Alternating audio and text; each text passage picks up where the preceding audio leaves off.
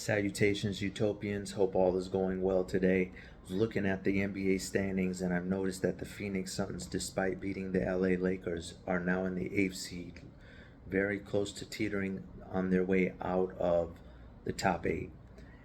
This is problematic for many reasons. If they end up becoming play ineligible, they'll have to play extra games that have no bearing on statistical significance,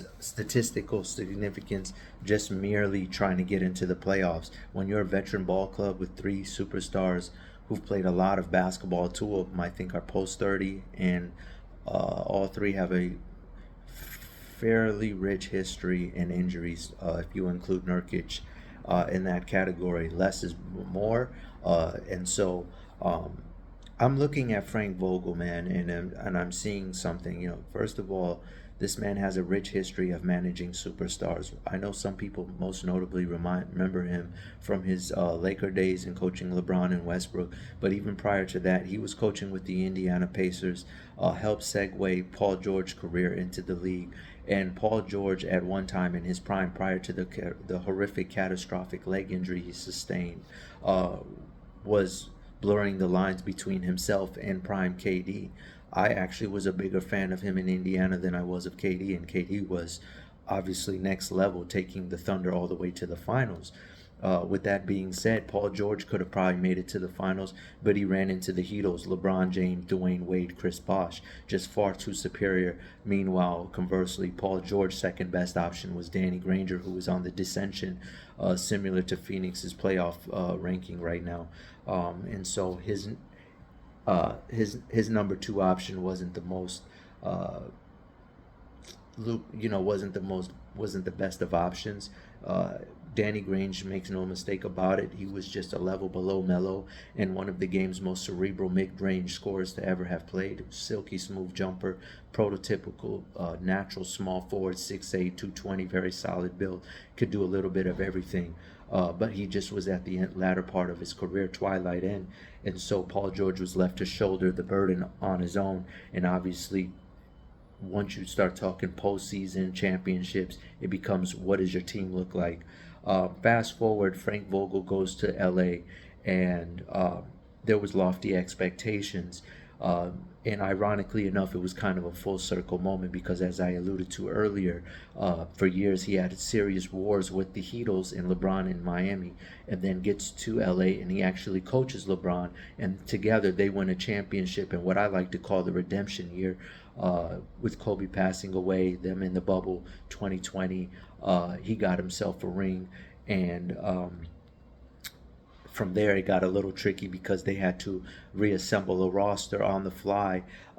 So rebuild, but rebuild with veterans, because obviously LeBron is not going to participate, nor should he, in any type of real natural rebuild.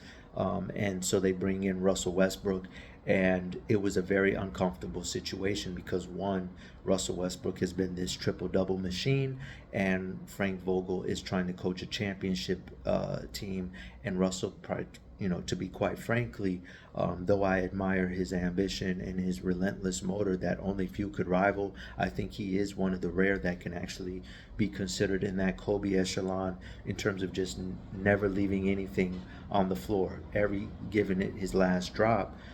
Doesn't play.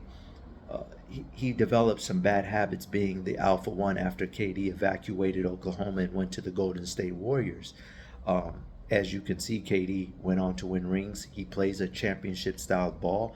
But Westbrook, as the league went more towards jump shooting, is not much of a shooter and never really learned the position of point guard because at UCLA he was a kind of a one and done raw specimen, just physically superior to everyone else. Never really got to develop the way Curry got to develop under Mark Jackson. Never got that proper tutelage because Scott Brooks was a career reserve guard, not really a pure natural one. Played more of the Steve Kerr spot up duties, but definitely was in the league for quite some time and earned his stripes. With that being said, Westbrook kind of did what he wanted and marched at his own drum, and it was a gift and a curse because, in one sense, it was a LeBron versus the Warriors run, and yet Westbrook brought every day the mentality of, I'm going, even though they had no chance of playing for a championship, gave you championship level effort. But what oftentimes happens in the NBA, when a player is on a lottery bound team, they have a tendency and a penchant to play lottery bound basketball.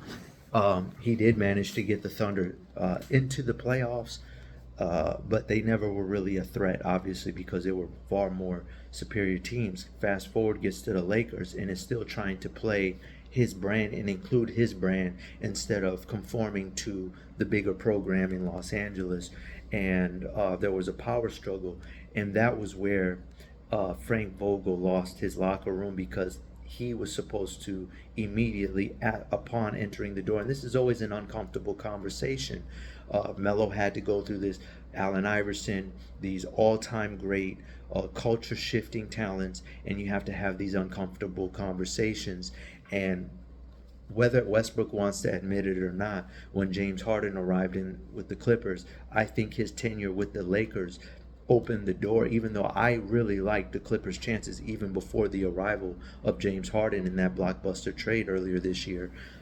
He made immediately himself he volunteered himself immediately to go to the bench for the sake of the greater good, and it's proven to pay dividends.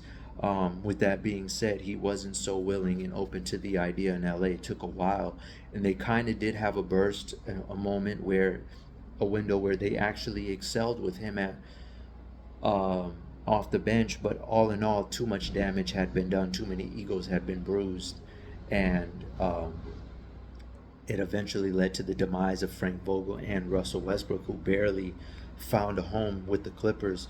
It was looking very bleak for him in terms of landing another spot. Fast forward the narrative, Phoenix in this offseason with the aggressive ownership group and the Abisba brothers, who have done a number on trying to change the history and culture. Not that it's the Phoenix Suns have been a bad organization. They've given the NBA some very glorious years, but adding new jerseys, bringing antennas and moving the games local so that the residents of Arizona can watch the games for free, creating a G League development team. They are really creating a foundation to building an empire for the Phoenix Suns. And this offseason, most importantly, landed the NBA almost damn near NBA leading scorer, Bradley Beal. Career, had a couple 30-point seasons in Washington, and felt they needed more firepower after the season prior, acquiring Kevin Durant from the Brooklyn Nets and trading Mikal Bridges. The problem right now is Frank Vogel is a player's coach, and with all this star-studded roster, still Devin Booker is there. They still need leadership. Booker has never won anything without Chris Paul. KD has not been known to be much of a leader either. He's more of an action kind of guy. He's taken a lot of heat from guys like Charles Barkley, who've questioned his passion, in Westbrook, also questioning his passion, his leadership, his fire skills, his fire for the game. And so it's led this team to look for someone to grab the wheel. And I think till now, Frank Vogel has never really shown that absolute killer instinct to its entirety. Sometimes they have different types of coaching and leadership, and because he's been blessed with such great superior talent, it's the Phil Jackson effect, where it's like, just don't mess it up. But right now, Phoenix Suns are on the 8th seed, and they're just continuing to descend, and they need him to do something to really mark his territory and assert his dominance over this team and make a trademark move. And that's where I brought up several times in that blockbuster Damian Lillard trade. Ironically, Dame got all the headlines, but Phoenix stood the most to have benefited so far. Yusuf Nurkic replacing DeAndre Ayton has been unbelievable. He just single-handedly practically won them that game on Sunday against the Lakers in his dominating performance.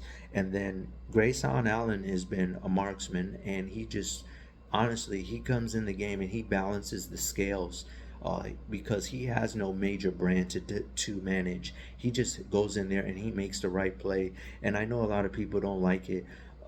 some of his antics in the past, but this guy played college basketball and played it right. And he practically brings that 4 year mentality, whether he played 4 years or not. He brings a 4 year mentality to the court that oftentimes gets lost in translation because of highlights and brands. So I think what needs to happen right now is Frank Vogel needs to start Brad Grayson Allen over Bradley Beal, make Bradley Beal come off the bench. One of two reasons. One, Grayson has more cohesion and has more familiarity with Durant and Booker. But furthermore, due to the frequency of the injuries from Bradley Beal, he shouldn't be playing significant minutes anyway. This would allow so many things to unlock and change the way the locker room looks at him, because that's exactly what got him ousted in LA. The locker room stopped looking at him different when he allowed Russell Westbrook to stand up to him. Sometimes it's not about winning the fight, it's just showing you're willing to fight. And now Frank Vogel needs to get off his Doug Funny cartoon character speaker box and really start ruffling some feathers, because it's getting dangerous right now with Phoenix. And if they don't make moves, he's going to get terminated anyway. So it's kill or be killed back against the wall. You got Kevin Durant doing promos with his agent talking about why it didn't work out with the Knicks, and you're right now battling for your playoff life, almost to say that he's willing to be a free agent again. The rumor now has popped up twice. The speculation has popped up twice. Where there's smoke, there's fire. You can't tell me that they're not looking elsewhere as this season is not going according to plan, because on paper it screams Dynasty. Even though we know historically a bunch of big names, big contracts, high scores never works. But still on paper it gives championship contender. What is showing on the naked eye test is we don't want no parts of the Clippers. Denver could be a 7 game series, but with their experience as a unit, they could outlast them. It's going to be a matchup thing, and you're spending too much money as a franchise, as an organization, to be leaving things up for chance. He needs to step in and take this thing by the horns. All right, Utopians, I'll try to do better next time. Hope you enjoyed the vid. Global out. Check me out on Twitter. I also talked about this topic on a shorter lease. All right.